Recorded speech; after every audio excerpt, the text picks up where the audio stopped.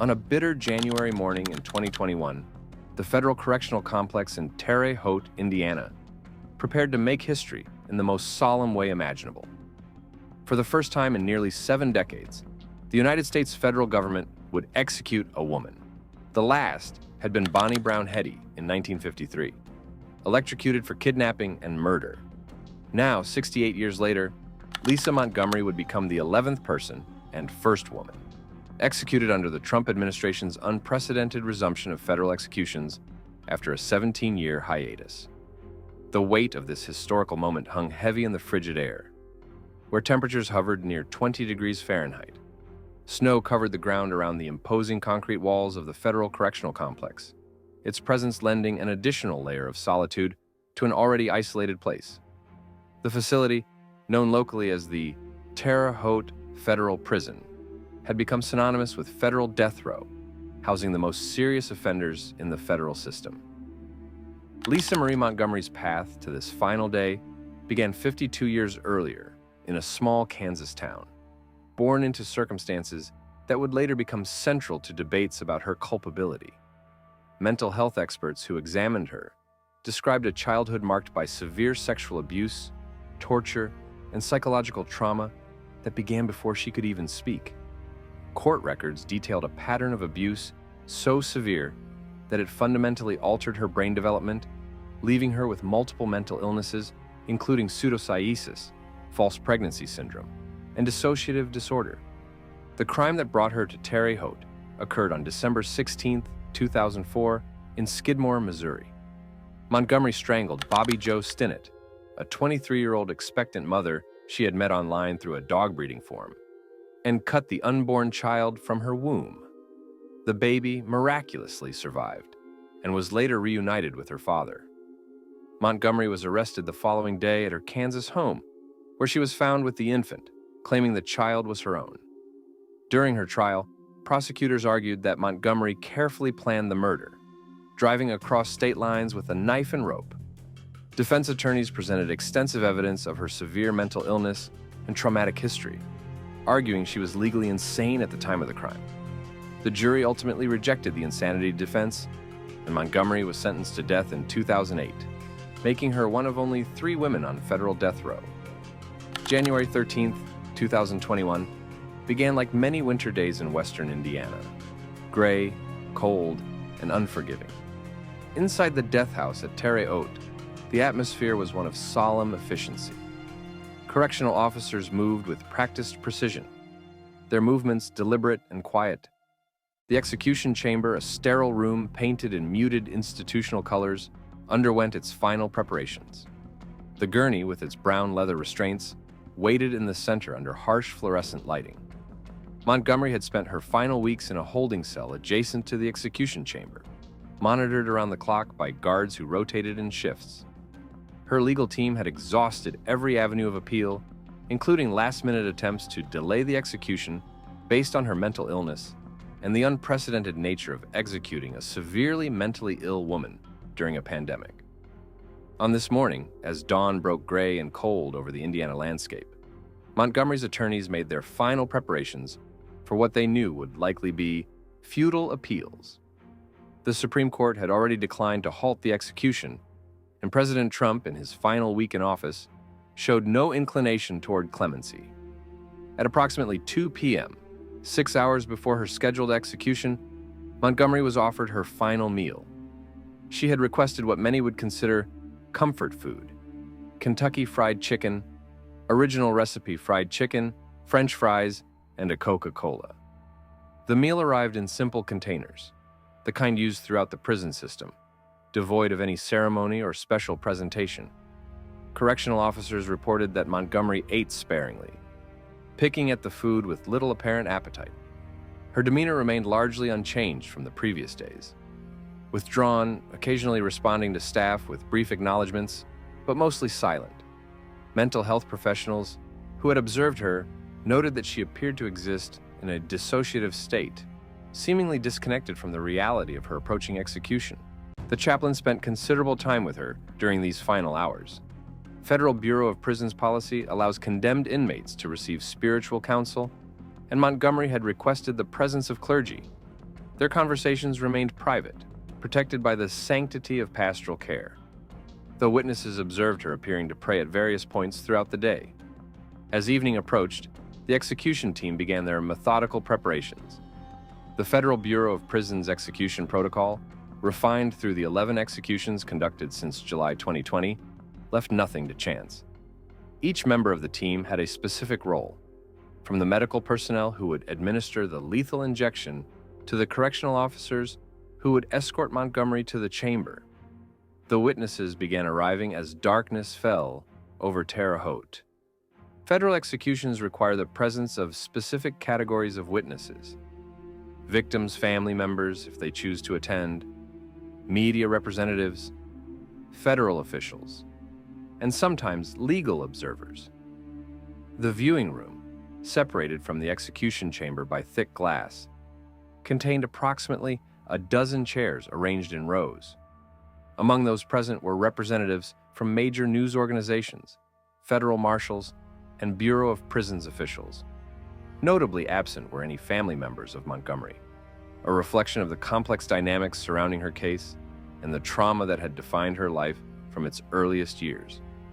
At 6 p.m., 2 hours before the scheduled execution, Montgomery was moved from her holding cell to a preparation area adjacent to the execution chamber. Here, she was allowed a final shower and given fresh clothing, a simple prison-issued outfit that she would wear to her death. The process, while efficient, was conducted with a dignity befitting the gravity of the moment. Correctional officers noted that Montgomery remained compliant throughout these final preparations. She responded to instructions but initiated little conversation. Her attorneys were permitted one final meeting, lasting approximately 30 minutes, during which they informed her that all appeals had been exhausted. The warden, according to protocol, visited Montgomery to explain the execution process and ask if she had any final requests or statements she wished to make. Montgomery indicated that she did not wish to make any final statement. This decision would hold throughout the remainder of the evening. At 7:45 p.m., 15 minutes before the scheduled execution time, Montgomery was escorted from the preparation area into the execution chamber. The walk, only a few dozen steps, represented the final journey of a life that had been marked by profound trauma, mental illness, and ultimately an unspeakable crime. The execution chamber itself was starkly utilitarian. The gurney dominated the center of the room, flanked by medical equipment and monitoring devices. 2 IV lines had already been prepared, the primary line and a backup, standard protocol to ensure the execution could proceed without technical difficulties. Montgomery was assisted onto the gurney and secured with the leather restraints across her chest, arms, and legs. Throughout this process, she remained calm, offering no resistance.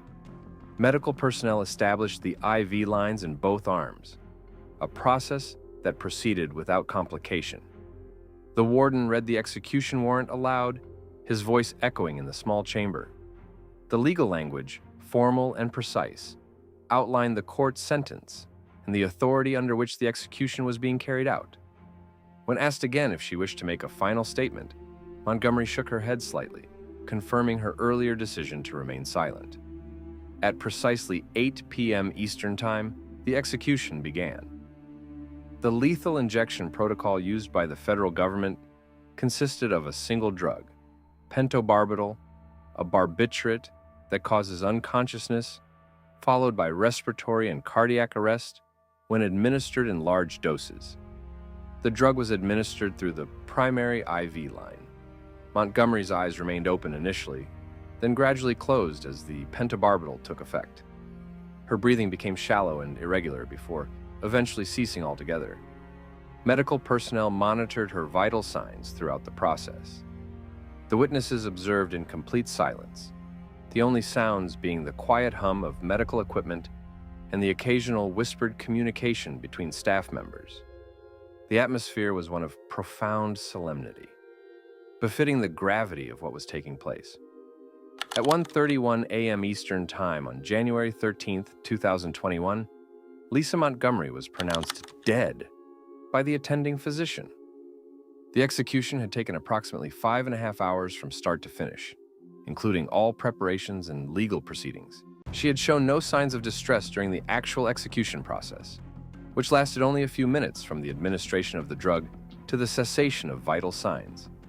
With her death, Montgomery became the first woman executed by the federal government since 1953 and the 11th person executed during the Trump administration's resumption of federal executions. Her death also represented a significant moment in the broader debate over capital punishment, particularly regarding the execution of individuals with severe mental illness.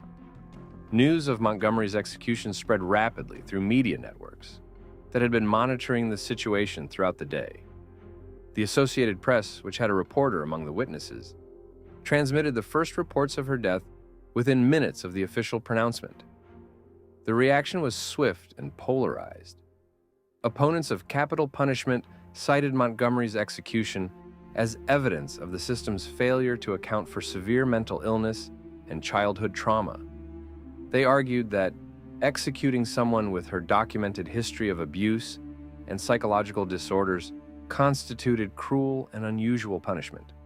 Supporters of the execution emphasized the heinous nature of her crime and argued that justice had been served for Bobbie Jo Stinnett and her family.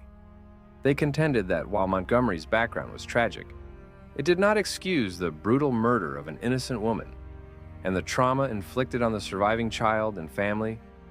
Legal experts noted the unprecedented nature of the execution, both as the first federal execution of a woman in nearly 70 years and as one of the final acts of the Trump administration.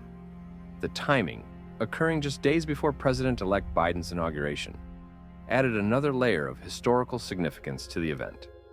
Montgomery's execution occurred during a period of significant debate over capital punishment in the United States. The Trump administration had resumed federal executions in July 2020, after a 17-year hiatus, executing 13 people in total, more than the previous 10 administrations combined.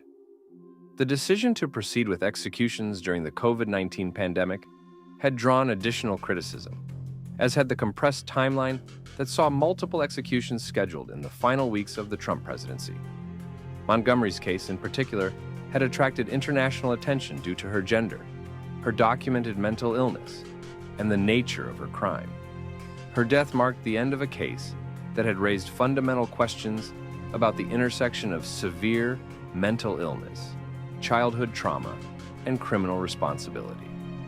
It highlighted ongoing debates about the appropriateness of executing individuals whose capacity for rational decision-making had been compromised by factors largely beyond their control. As the witnesses filed out of the death house and the media began their reports, Lisa Montgomery's story entered its final chapter. Her execution would be remembered not only as a moment of legal closure, but as a catalyst for broader discussions about justice, mercy, and the treatment of society's most vulnerable members. The cold January night in Terre Haute had witnessed the end of a life that had known profound suffering from its earliest moments. Whether her death represented justice served or justice denied would continue to be debated long after the execution chamber fell silent and the federal correctional complex returned to its routine operations.